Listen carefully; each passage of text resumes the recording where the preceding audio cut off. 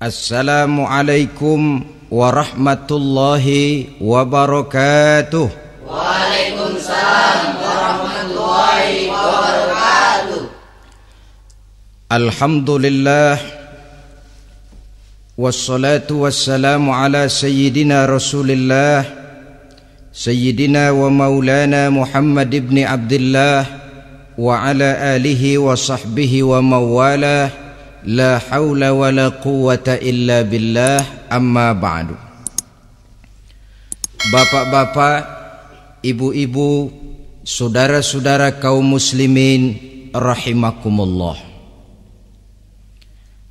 Sudah menjadi keyakinan dalam kehidupan kita bahwa segala yang ada permulaannya tentu akan ada penghabisannya. Setiap yang punya awal mesti akan punya akhir. Tidak ada keabadian dalam kehidupan dunia ini. Semuanya datang dan pergi silih berganti, berubah oleh pergeseran masa dan pertukaran waktu. Demikianlah kalau kita mau merenungi kehidupan dari alam di sekitar kita. Sejak dari kehidupan tumbuh-tumbuhan, binatang, sampai kepada kehidupan kita makhluk bernama manusia. Lihatlah kita manusia misalnya. Dimulai sejak kita terlahir ke alam ini, keluar dari alam rahim ibu, menjadi bayi yang merah tidak berdaya, untuk kemudian berangsur meningkat menjadi anak-anak. Dari kehidupan anak-anak berubah lagi kita menjadi remaja dengan segala keceriaan dan kelincahannya, dan dari masa remaja naik lagi kita memasuki usia dewasa, untuk kemudian berangsur memasuki hari tua. Lalu setelah kita memasuki hari tua, sehari, seminggu, sebulan, setahun, sampailah kita kepada batas waktu yang telah ditentukan oleh Allah, yang dinamakan ajal, dan bertemulah kita dengan yang disebut maut. Ini merupakan kepastian dalam kehidupan. Kalau saja kita mau merenung perubahan-perubahan yang terjadi pada diri kita, seharusnya membuat kita insaf dan sadar. Di kala remaja kita begitu lincah, punya rambut yang hitam ikal berderai, punya lesung di pipit, punya senyum yang indah menawan setiap orang yang melihat, punya kulit yang kencang dan bersih. Manakala kita memasuki hari tua, perubahan frontal pun terjadi. Kulit mulai jadi keriput, rambut yang tadinya hitam ikal berderai mulai memutih, nikmat berkurang, gigi yang tadinya utuh dan sanggup mengunyah apa saja, satu demi satu permisi meninggalkan kita. Sangat boleh jadi dikala remaja kita senyum semua orang terpikat. Dikala hari tua dengan kulit yang keriput dan gigi yang tidak ada lagi, manakala kita senyum mungkin orang bakal lari dari sekitar kita. Kemana keindahan yang tadinya begitu menawan? Kemana senyum lesung pipit yang tadinya menarik perhatian orang? Pergi meninggalkan kita, berubah oleh pergeseran masa dan pertukaran waktu. Nah, bila maut datang menjemput kita, selesailah kehidupan sampai di situ? Ternyata belum. Kalau lahir merupakan perpindahan hidup dari alam rahim ke alam dunia, maka mati hakikatnya merupakan perpindahan hidup dari alam dunia ini ke alam kehidupan yang berikutnya, yang dinamakan dengan alam barzakh. Andai kata hidup cuma sekali, secara moral kita sanggup berkata, alangkah tidak adilnya Tuhan. Kenapa? Dalam kehidupan ini kan aneka ragam terjadi. Ada orang yang zolim, ada orang yang dizolimi. Ada orang yang membunuh, ada orang yang terbunuh. Ada orang yang kaya, ada orang yang miskin. Ada orang yang jujur, ada orang yang menghalalkan segala cara.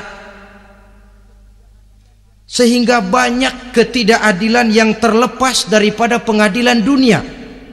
Lalu orang pun bilang, di dunia ini katanya banyak pengadilan tapi sulit keadilan. Di dunia ini mudah mencari pengadilan tapi sulit untuk mencari ketidakadilan. Andai kata hidup cuma sekali, tidak akan ada hidup sesudah hidup yang sekarang ini. Bagaimanakah nasib mereka yang lepas dari pengadilan dunia ini? Alangkah tidak adilnya Allah andai kata tidak ada kehidupan sesudah hidup yang sekarang. Tentulah akan terjadi di mana orang menghalalkan segala macam cara untuk mencapai tujuan. Yang penting kan saya kaya, yang penting kan saya punya jabatan dan kedudukan tinggi. Kalau perlu jilat atas, jilat atas. Kalau perlu sikut kiri kanan, sikut kiri kanan. Kalau perlu injak bawah, injak yang bawah. Ini prinsip daripada orang-orang komunis, dan pantas karena mereka tidak percaya kepada kiamat. Pantas karena mereka tidak percaya akan adanya kehidupan sesudah hidup yang sekarang ini. Maka saya menghimbau kepada seluruhnya, kita sudah kadung menyepakati negara ini berdasarkan Pancasila. Kita sudah kadung konsensus bahwa PKI dengan seluruh ajarannya tidak punya hak hidup di bumi Pancasila yang kita cintai ini. Maka salah satu ajaran PKI tujuan menghalalkan cara. Kita orang Indonesia yang berbudi pekerti luhur, yang punya nilai budaya tinggi, janganlah sampai mencaci PKI, membubarkan PKI, mengutuhkan PKI, tapi dalam kehidupan sehari-hari prakteknya prinsip komunis kita pakai. Apa itu? Tujuan menghalalkan cara. Asal sudah tujuan tercapai, cara apapun saja halal. Itu pandangan hidup orang yang tidak percaya kepada adanya hari akhirat. Sebagai muslim yang yakin akhirat ada, kiamat pasti akan datang. Hidup tidak cuma sekali. Maka kalau kita zalim, kalau kita berbuat aniaya, kalau kita melakukan korupsi, kalau kita merugikan orang lain, boleh jadi kita terlepas daripada pengadilan dunia. Tapi ingatlah, kita tidak akan pernah lepas dari pengadilan Allah, pengadilan Qadhi Rabbul Jalil, di mana kita akan diadili dengan seadil-adilnya, dan tidak satu perbuatan yang bersifat salah, yang bagaimanapun kecilnya, yang akan lepas dari pengadilan di akhirat itu nanti. Pantas saja kalau satu hari malaikat Jibril datang menasehati Rasulullah sallallahu alaihi wasallam, yang artinya juga menasehati kita semua. Apa kata malaikat Jibril kepada baginda Nabi? Ya Muhammad, ish ma syi'ta fa innaka mayyitun. Hai Muhammad, hiduplah semau kamu, tapi jangan lupa kamu pasti akan mati. Kalau memang dilarang tidak terlarang, dicegah tidak tercegah, kamu mau melaksanakan hidup menurut maumu sendiri, persilakan, hiduplah menurut mau dan gayamu. Tapi jangan lupa, fa innaka mayyitun, satu saat kau pasti bakal mati. Dan mati itu bukan akhir dari segalanya, dia babak baru bagi kehidupan selanjutnya. Silahkan hidup menurut maumu, tapi jangan lupa kau pasti akan mati. Wa'mal ma syi'ta fa innaka majziyun bih. Kerjakan apa saja yang kamu mau. Kalau kau mau menghalalkan segala macam cara, persilahkan halalkan segala macam cara. Tapi jangan lupa kau akan mendapat balasan dari seluruh amal perbuatanmu. Wa ahbib ma syi'ta fa innaka mufariquhu, dan cintailah apa saja yang mau kau cintai. Kau cintai anak istrimu, silahkan. Kau cintai harta bendamu, tafadhal. Kau cintai tanah airmu, kau cintai pangkat dan jabatanmu, persilahkan. Tapi jangan lupa, fa innaka mufariquhu, kau pasti akan berpisah dan akan meninggalkan segala yang kau cintai itu. Apa artinya ini buat kita? Ternyata sesudah maut datang menjemput kita, ada kehidupan sesudah hidup yang sekarang ini. Ini yang mendorong kita untuk dalam kehidupan di dunia ini tidak melakukan prinsip saenake dewe, semaunya sendiri saja, asal perut kenyang, asal pangkat tinggi, asal harta dapat. Masa bodoh dengan merugikan orang lain, masa bodoh dengan menipu orang lain. Iku jenenge saenake dewe. Muslim tidak diajarkan. Ingat manusia, setelah kau mati, setelah kiamat datang, kau akan dibangkitkan, kau akan dimintakan pertanggungan jawab tentang kehidupan yang sekarang ini. Saudara hadirin, oleh sebab itu kalau kita bicara soal kiamat, soal akhirat, ini memang masalah yang gaib, yang sepenuhnya tidak bisa dicernakan dengan kemampuan penalaran intelektual.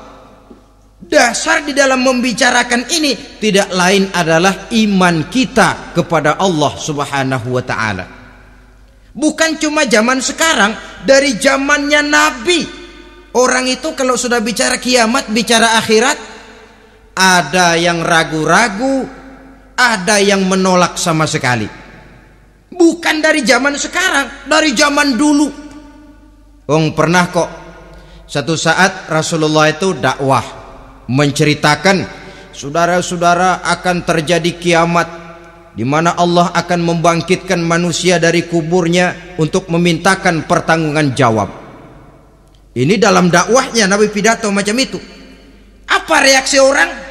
Yang beriman ya mantap, tapi yang tidak beriman, bajingan-bajingan Quraisy ini, mereka bertepuk tangan, mengejek, mencaci. Malahan ini yang luar biasa, ada dua orang kafir namanya Ubay bin Ka'ab dan Al-As bin Wa'il. Mendengar pidato macam ini, mereka buru-buru pulang ke rumah. Ngapain? Ngambil pacul. Lalu berangkat nyari kuburan tua. Dia gali itu kuburan. Tulang-tulangnya diangkut, dibawa ke depan Nabi. Ya Muhammad, tulang-tulang yang udah hancur begini, siapa yang bisa ngidupin lagi? Yang macam-macam aja kamu Muhammad, nggak rasional, nggak masuk akal. Allah menjawab. Apa kata Allah? Wa daraba lana mathalan wa nasiya khalqah qala man yuhyil 'izama wa hiya ramim qul yuhyiha alladhi ansha'aha awwala marrah wa huwa bikulli khalqin alim. Mereka memberikan perumpamaan kepada kami, kata Allah. Mereka melupakan asal kejadiannya. Mereka bertanya, siapa yang sanggup menghidupkan tulang belulang yang sudah hancur kayak begini? Qul yuhyiha allazi ansha'aha awwala marrah. Katakan kepada mereka Muhammad, yang akan menghidupkannya adalah Dia yang telah menciptakannya pertama kali dulu. Kalau Dia sanggup menciptakan, Dia tentu lebih sanggup lagi untuk mengembalikan reproduksi ciptaan itu sebagaimana semula.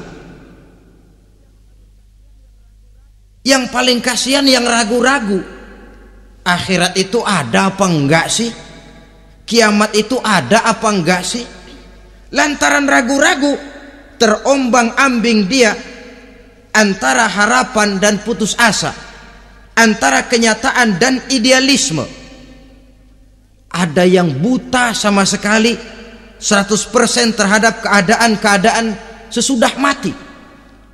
Perhatian mereka hanya tercurah kepada kehidupan sebelum mati. Yang mereka perhatikan siang dan malam tidak lebih daripada urusan perut.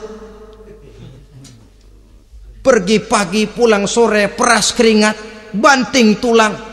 Cuma soal makan, soal minum, soal pakaian, soal kendaraan, soal rumah tangga, soal anak, soal istri. Yang mereka pentingkan hanya soal-soal politik misalnya, ekonomi, pembangunan dan industri. Untuk soal-soal kayak begitu giat betul, habis seluruh waktu untuk memikirkan meningkatkan kebudayaan, politik, sosial, ekonomi. Kadang-kadang kurang tidur, kurang istirahat, berkeliaran ke sana kemari ke tempat yang jauh-jauh.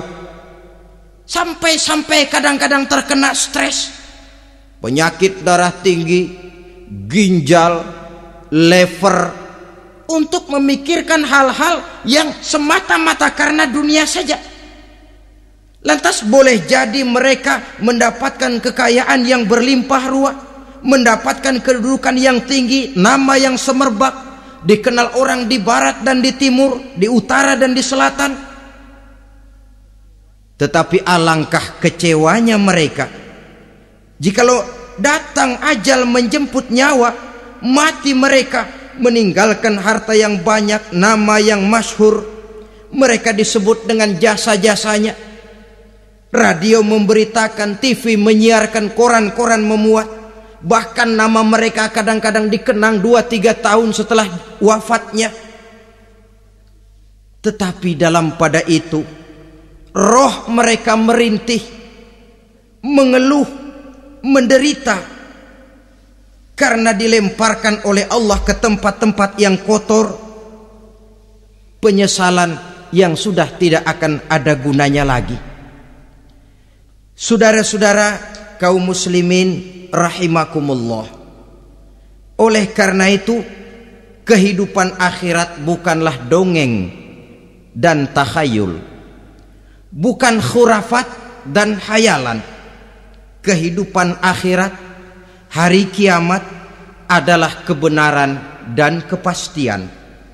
Dalam surah Al-Hajj ayat ke-7 Allah Subhanahu wa taala menyatakan, wa anna as-sa'ata atiyatun la raiba fiha wa anna Allah yab'atsu man fil qubur, dan bahwasanya kiamat itu sesungguhnya adalah sesuatu yang pasti dan tidak ada keraguan-raguan lagi di dalamnya, dan bahwasanya Allah sungguh-sungguh akan membangkitkan manusia dari kuburnya masing-masing.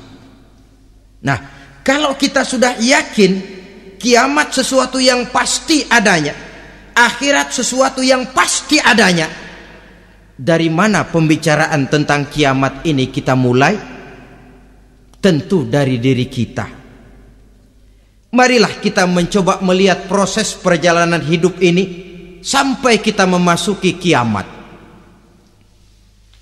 Hadirin, tidak ada makhluk secantik manusia. Tidak percaya, pernah ke Ragunan? Nah, saudara masuk ke kebun binatang, segala macam makhluk ada di situ, ratusan macam jenis binatang. Bandingkan dengan saudara, kira-kira cakep mana?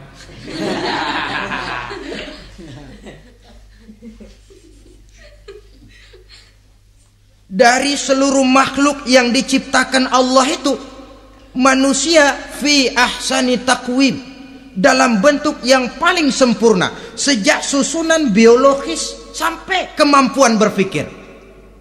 Biologis kita ya Allah, diciptakan kita begini rupa, diberikan 2 kaki untuk berjalan, 2 tangan untuk bekerja, diberikan 2 mata, dua-duanya di depan. Pernah saudara mikir kalau mata kita yang satu di depan, yang satu di belakang? Rasanya nggak laku kacamata itu.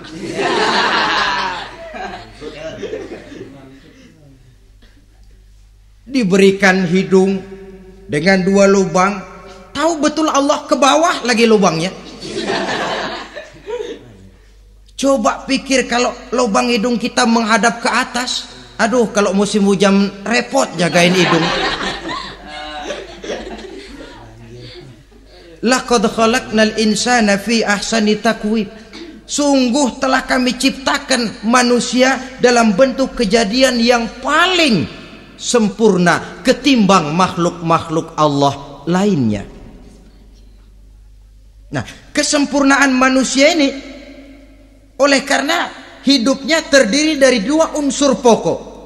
Pertama unsur jasmani dan kedua unsur rohani. Jasad dan roh.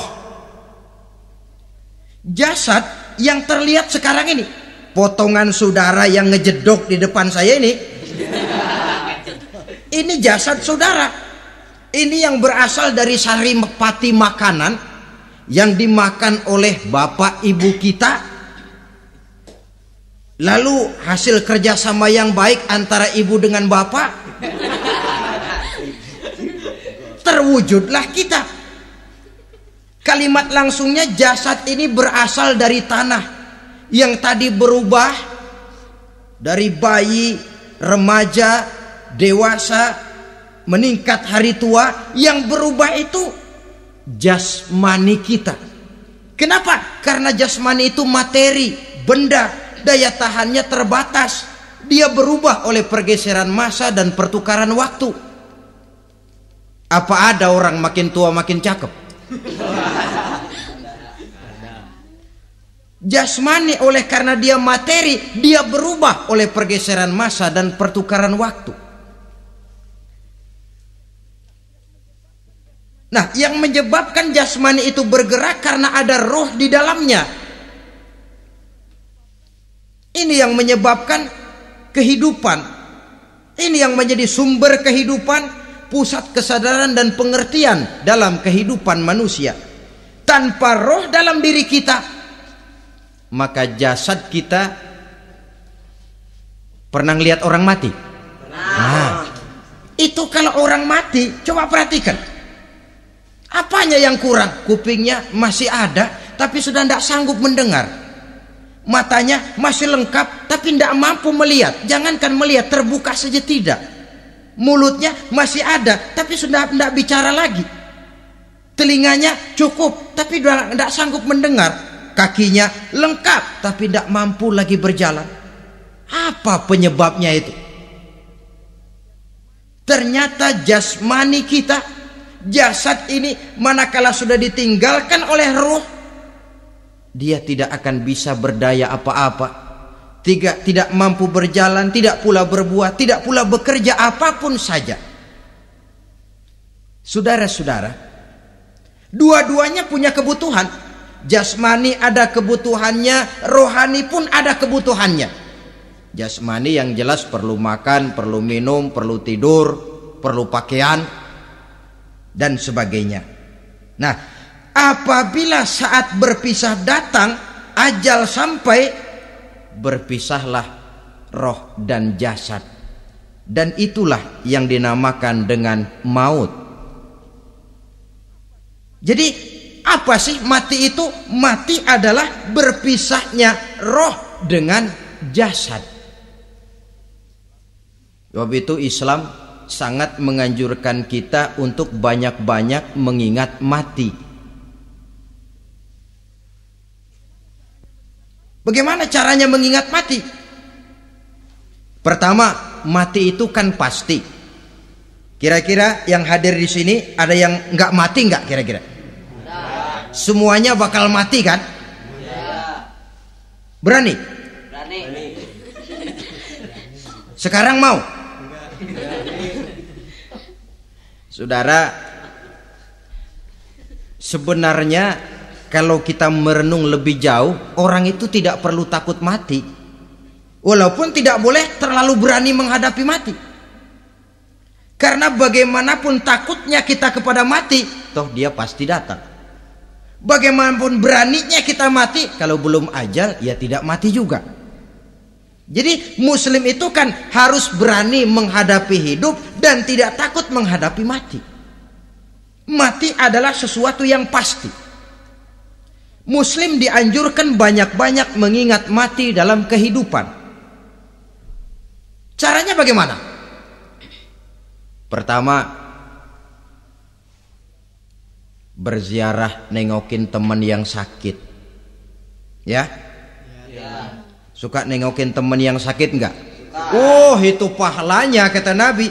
Menengok orang yang sedang sakit lebih afdol daripada sholat sunnah 1000 rakaat. Apa pernah saudara sembahyang sunnah sampai 1000 rakaat? Nengokin orang sakit pahalanya lebih afdol daripada itu.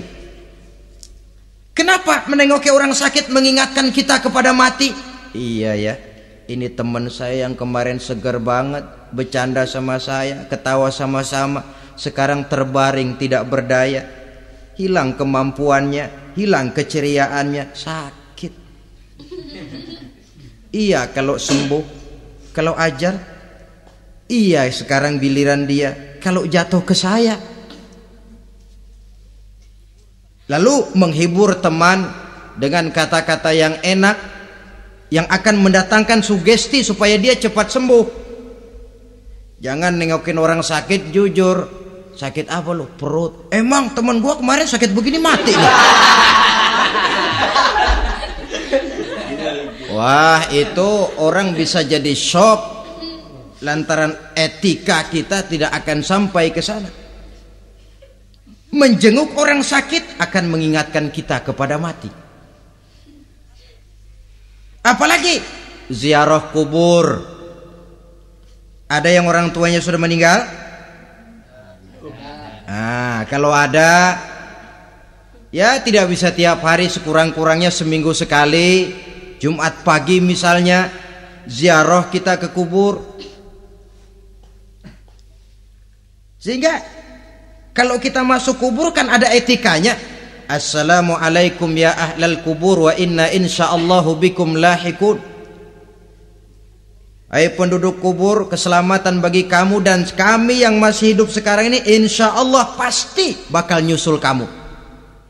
Iya, yang kemarin gagah benar sekarang terbaring tanpa daya. Ini unggukan kuburannya.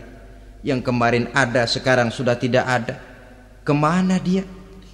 Kami satu saat pasti akan begini. Ingat mati. Lalu apalagi yang bisa membuat kita ingat kepada mati?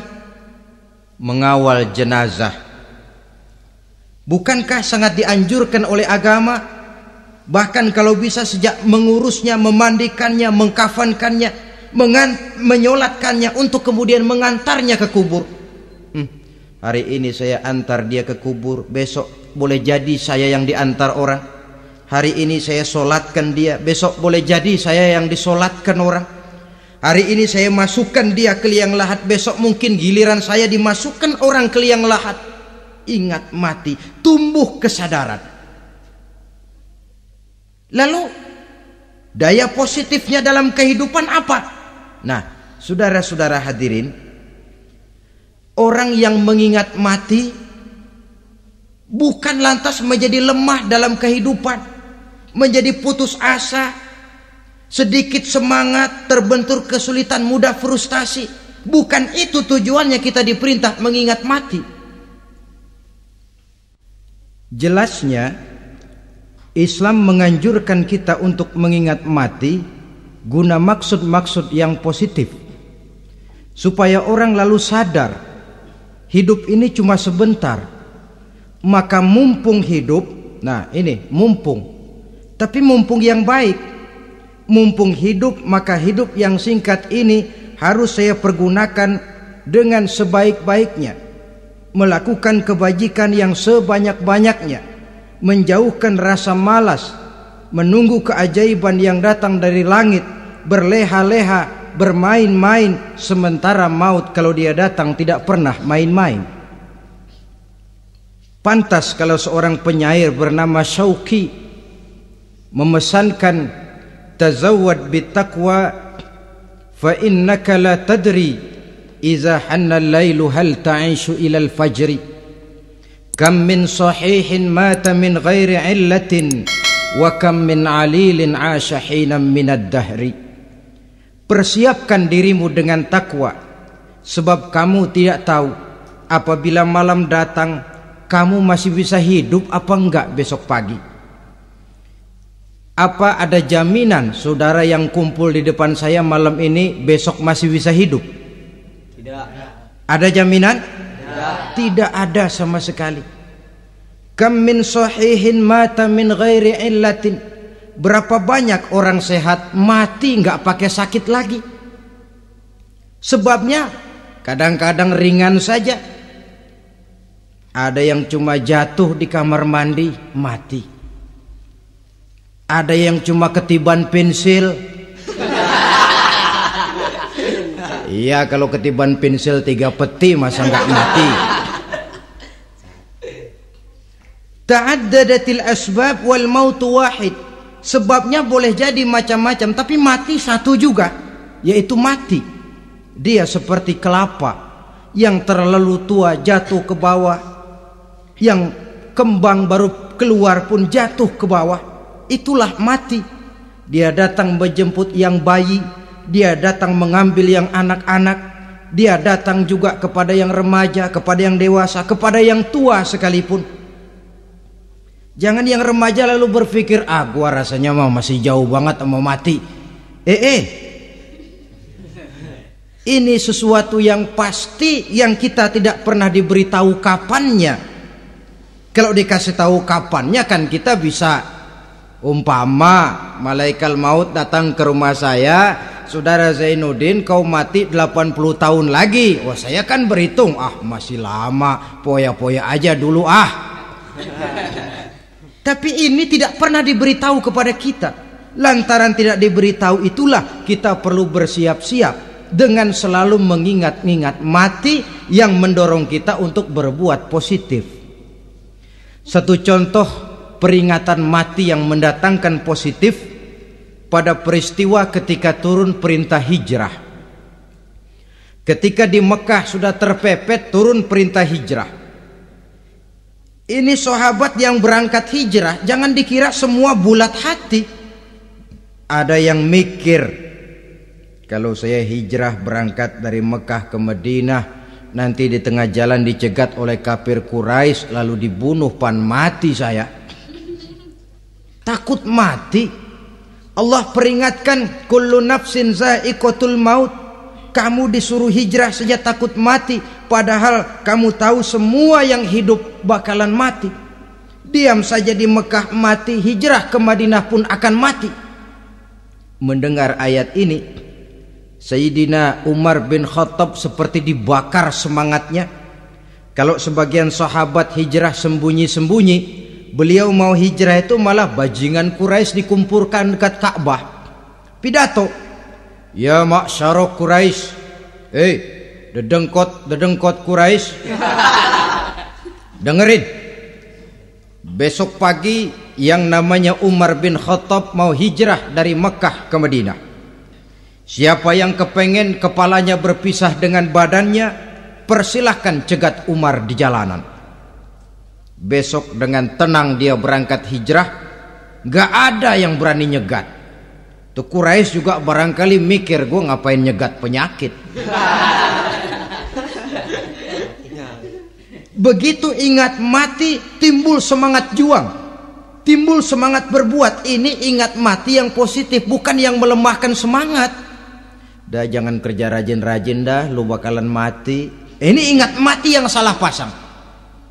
Ingat mati seharusnya mendorong manusia untuk berbuat lebih tekun. Allah memberikan peringatan, qul innal mauta allazi tafirruna minhu fa innahu mulaqikum.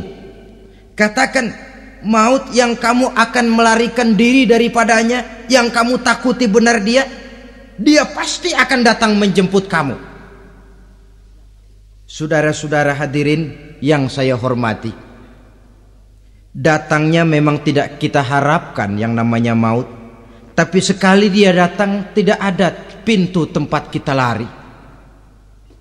Dia memang tidak pernah kita undang, tapi sekali dia datang mengetok pintu, kekuatan apa yang bisa menolak? Dia sebuah tanda seru dalam kehidupan. Apa yang menyebabkan orang takut mati? Pertama, barangkali karena dia tidak tahu bagaimana kehidupan sesudah mati. Alam kubur gelap, alam akhirat gelap, sehingga dia bingung. Lantaran bingung lalu jadi takut. Yang kedua, boleh jadi oleh bayangan-bayangan dosa yang pernah dia kerjakan di dunia ini. Kerjanya cuma menumpuk dosa. Dia gembira, bahagia, tertawa di atas tumpukan dosanya, merasa segan berpisah dengan seluruh kehidupan ini, sehingga boleh jadi maut adalah sesuatu yang ditakutkannya benar dalam kehidupan. Tapi bagaimanapun takutnya, tidak ada tempat lari dari dia. Dalam ayat lain Allah jelaskan, "Ainama takunu yudrikumul mautu walau kuntum fi burujim musayyadah." Di mana saja kamu berada, dalam benteng yang paling tangguh sekalipun, maut pasti akan datang menjemput kamu. Nah, bagaimana caranya maut datang menjemput kita? Bila datang dia, sang malaikat pencabut nyawa, malaikat Israel namanya, hendak mengambil ruh kita.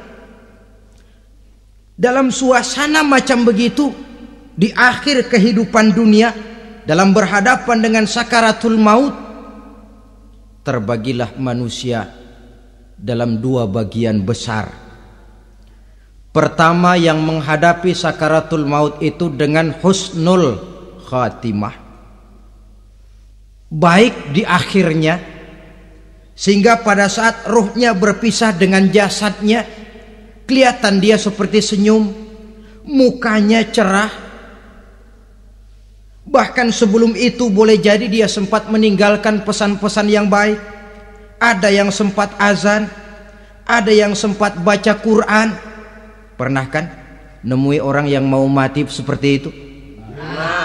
Yang sempat azan, yang sempat baca Quran, yang sempat meninggalkan wasiat-wasiat yang baik.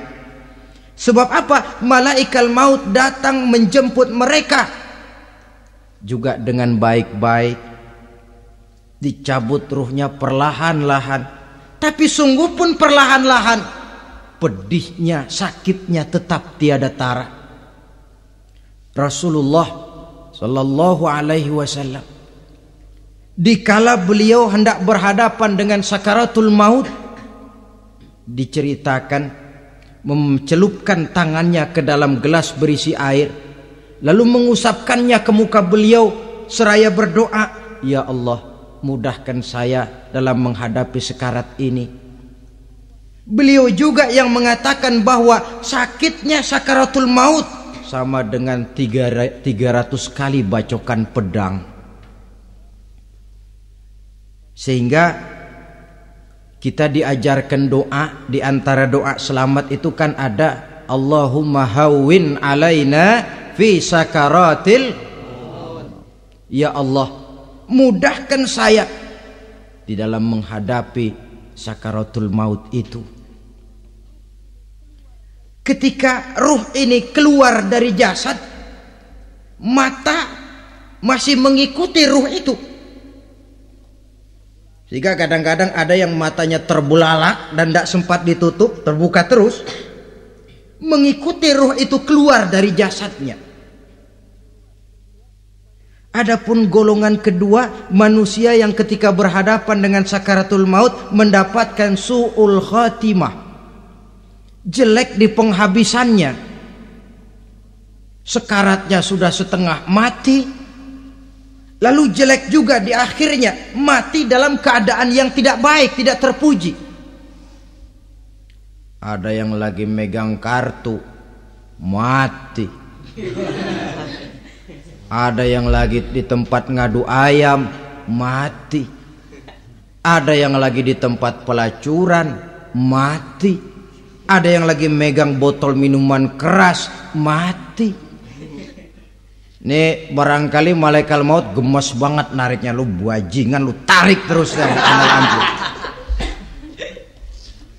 Mati su'ul khatimah. Makanya bagus itu. Kadang-kadang di majelis-majelis taklim kan sering dibaca, ya Allah biha, ya Allah biha, ya Allah bihusnil khatimah. Kan ada itu? Ada enggak? Saudara hadirin, mohon agar oleh Allah kita diberikan husnul khatimah, baik di saat ruh akan berpisah dengan jasad. Ini sesuatu yang pasti. Sang malaikat maut datang menjemput nyawa. Setelah ruh berpisah dari badan, maka tinggallah sang badan, ditangisi oleh semua yang kita tinggalkan. Sehingga kepada putrinya Fatimah, ketika malaikat maut datang hendak menjemput baginda Nabi, beliau berkata kepada anaknya, Fatimah, kamu tahu siapa yang datang? Saya tidak tahu, Bapak. Yang datang hadimul lazat. Itu dia yang menghancurkan seluruh kesenangan dunia. Wa qati'us syahwat, yang memisahkan kita dengan seluruh yang kita cintai. Dia malaikat maut, Pak. Manakala jasad sudah ditinggalkan oleh ruh, itulah yang dikerubungi orang. Anak menangis, istri menangis, orang tua bersedih, teman-teman merasa kehilangan, menangisi jasad. Diuruslah jasad kita, dimandikan sebagaimana mestinya, dikafankan dengan kain putih 3 lembar. Itu yang hendak kita bawa kembali ke tempat asal kita.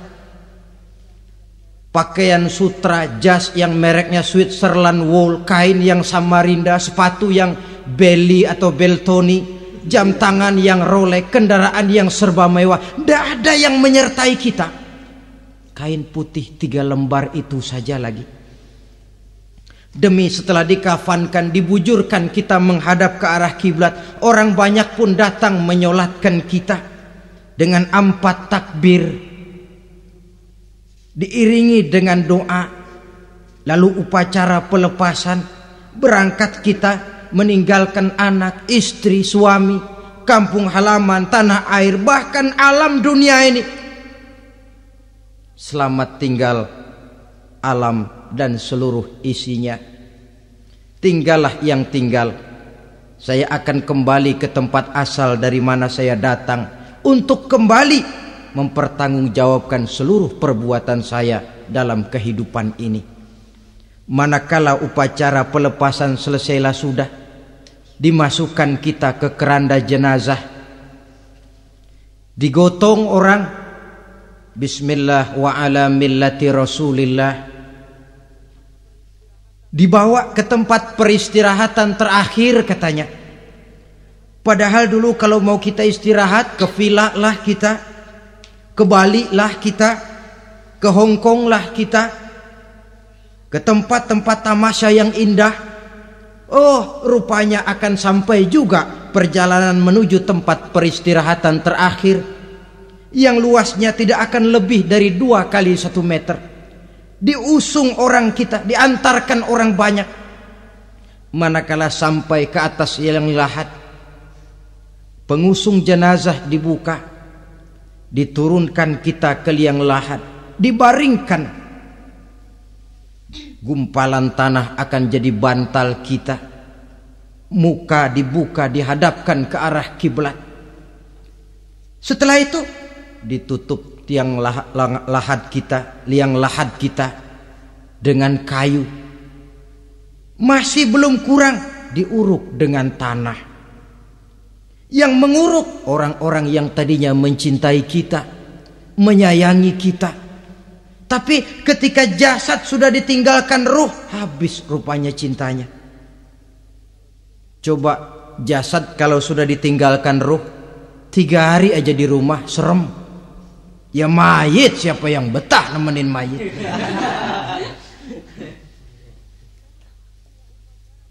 Lalu bila upacara pemakaman selesai, maka berusahalah semuanya. Para pengantar akan kembali ke rumahnya masing-masing. Maka masuk kita ke alam kehidupan, yaitu yang disebut alam barzah atau alam kubur. Apa selesai hidup sampai di situ? Tidak. Hanya beberapa langkah setelah yang mengantar kita pulang. Diriwayatkan dalam hadis Bukhari dan Muslim, bila seseorang sudah diletakkan di kuburnya, lalu yang mengantar kembali pulang, maka roh si mayit akan dapat mendengar bunyi terompah orang yang pulang itu. Bunyi terompahnya terdengar. Datang dua malaikat menanyakan dia dengan pertanyaan-pertanyaan yang kalau bisa dijawab dengan betul, dua malaikat yang bernama Munkar Nakir akan bilang, jawabanmu betul, tenanglah kau di sini, naumatal arus, tidurlah kau di sini seperti tidurnya pengantin. Orang yang baik-baik di alam kuburnya akan mendapat nikmat kubur, sehingga masa penantian yang lama. Sebab jangan lupa, kita masuk ke kubur itu kan menunggu sampai datangnya hari kiamat. Jadi kalau kiamat umpama masih 1000 tahun lagi, ya 1000 tahun kita menunggu. Orang yang baik-baik penantian di alam kubur, kata malaikat, naumatal arus, tidurlah kamu seperti tidurnya pengantin. Bagaimana sih tidurnya pengantin? Nggak berasa. Iya, kata anak sekarang, endah aja udah.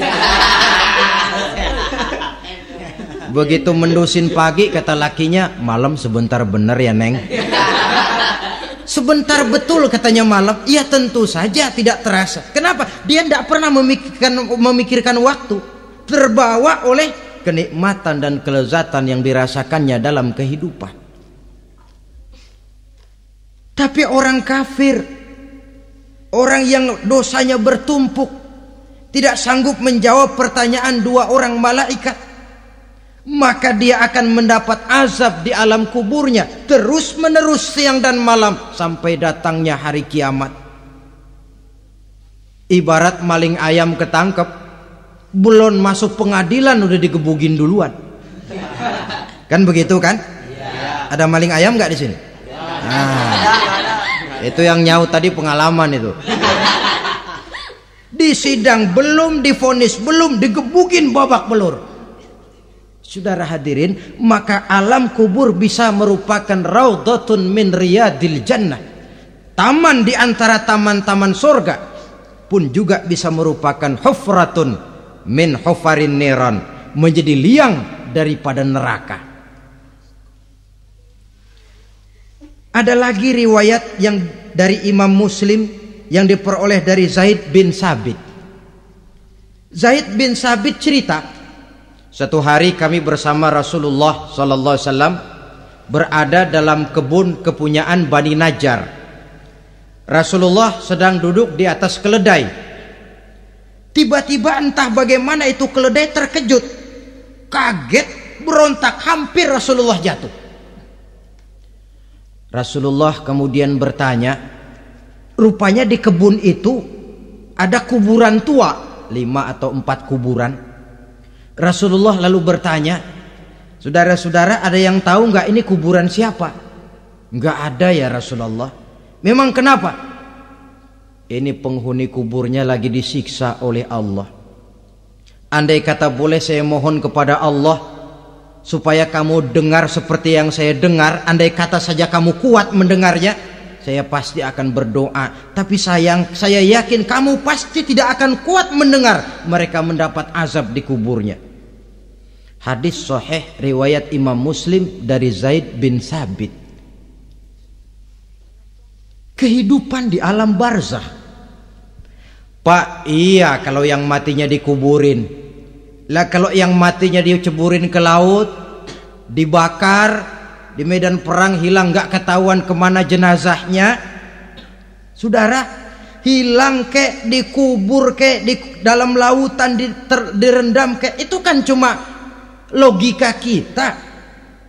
Menurut Allah tidak ada perbedaan orang mati dikubur di dasar lautan, atau dibakar sampai jadi abu, atau gugur di medan perang tidak ketemu jenazahnya.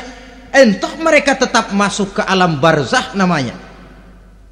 Jasad boleh hancur, tapi roh sebagai sumber kehidupan, pusat kesadaran dan pengertian, dia tetap ada, mengalami kebahagiaan dan kegembiraan, atau mengalami kepedihan dan penderitaan, bergantung kepada amalan yang kita lakukan dalam kehidupan di dunia ini. Maka dalam Yasin tadi kan jelas, qul yuhyiha alladzi ansha'aha awwala marrah, yang menghidupkan mereka yang dikubur di dasar lautan, mereka yang dibakar sampai jadi abu, yang akan menghidupkan ialah Allah yang menciptakan mereka dulu pertama kalinya. Jadi kalau sudah ada aslinya, ya tentu tidak perlu contoh lagi, akan sangat mudah membuatnya. Orang tua kita, keluarga kita yang sudah berpulang, mereka di alam barzah sekarang ini bisa mendapat nikmat kubur, bisa mendapat azab kubur, bergantung amalan mereka dalam kehidupan di dunia ini. Dalam Musnad Imam Ahmad dan Sahih Abi Hatim malah ada tambahan riwayat, orang yang banyak kebajikannya di dunia, amalannya akan datang menemani dia. Sholatnya dekat kepalanya, puasa sebelah kanan, zakat sebelah kiri, menghibur dia. Malahan dikatakan berbentuk orang yang cantik menemani dia di alam kuburnya. Aneh, dia tanya, man anta lam ara fid dunya ajmal minka, siapa kamu? Di dunia ini belum pernah saya melihat orang secantik kamu. Dia jawab, ana amaluka soleh, saya adalah amalmu yang soleh yang kau kerjakan waktu di dunia. Saya sekarang diperintahkan untuk menemani kamu di sini. Alhamdulillah. Sedangkan amalnya yang jahat akan datang dalam bentuk yang menyeramkan menemani dia di sana. Bayangin deh, di kuburan ditemenin yang serem-serem. Sama juga di dunia. Di dunia, kalau kita di tempat gelap ditemenin orang cakep, enak nggak? Enak. Wah, pengalaman. Tapi coba bayangin, sudah tempatnya gelap, yang nemenin jelek nggak ketulungan, gerah kita. Nah, saudara hadirin yang saya hormati, lalu bagaimana tempat arwah-arwah yang sudah kembali menghadap Allah yang disebut mustaqarrul arwah itu? Macam-macam tingkatannya sesuai dengan profesi dan amalannya waktu di dunia. Ada roh-roh itu yang setelah pisah dengan jasad, artinya mati, ditempatkan di tempat yang disebut a'la iliyin, tempat yang tertinggi. Siapa ini? Arwahnya para nabi dan para rasul.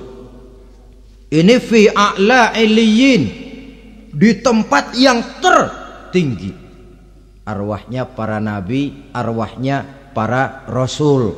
Dan karena kita bukan nabi, bukan rasul, ya jangan mimpi dapat tempat fi a'la iliyin, kecuali kalau Allah menghendaki. Itu hak prerogatif Allah, tapi kan tidak adil kalau Allah melakukan itu. Ini kelompok roh-roh yang masuk golongan VIP. Wah, the first class. Para nabi, para rasul. Lalu ada pula roh-roh itu yang setelah pisah dengan jasadnya diumpamakan seperti burung-burung hijau yang berterbangan di perkebun-kebunan surga. Roh siapa mereka ini? Rohnya para syuhada, orang-orang yang mati syahid gugur membela agama. Nah, ini bedanya orang mati syahid dengan pahlawan, ya.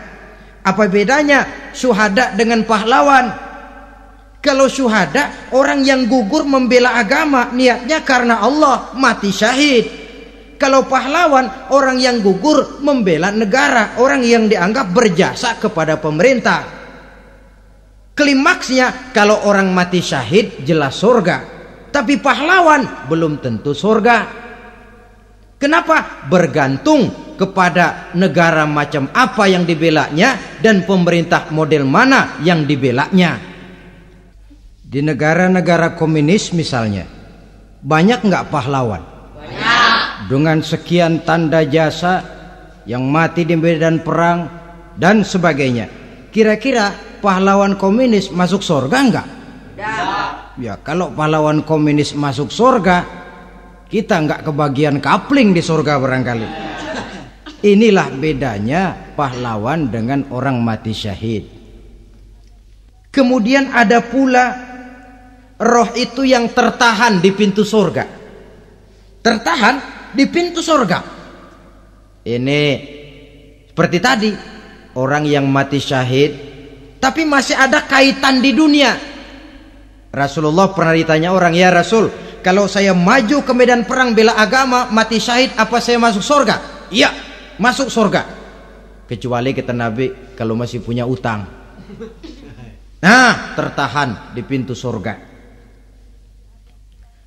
Ada pula roh itu yang tertahan di alam kuburnya. Ini umumnya seperti tadi itu.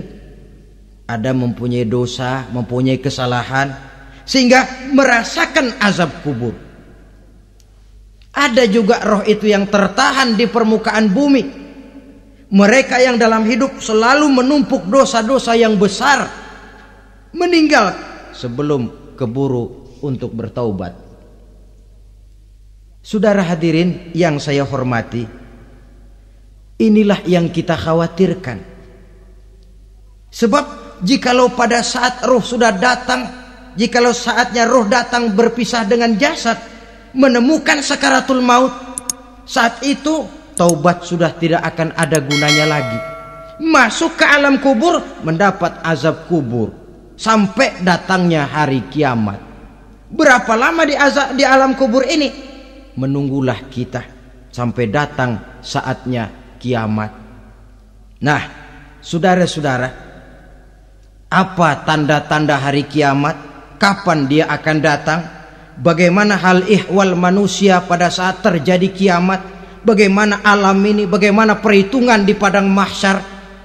Insya Allah akan saya ungkapkan pada bagian kedua dari ceramah ini. Insya Allah kita akan lanjutkan pembicaraan ini sampai kepada terminal paling akhir, surga dan neraka. Inilah saja pertemuan kita pada kesempatan kali ini. Terima kasih banyak atas segala perhatian. Mohon maaf atas segala kekurangan. Wabillahi taufik wal hidayah. Wassalamualaikum warahmatullahi wabarakatuh. Waalaikumsalam warahmatullahi wabarakatuh.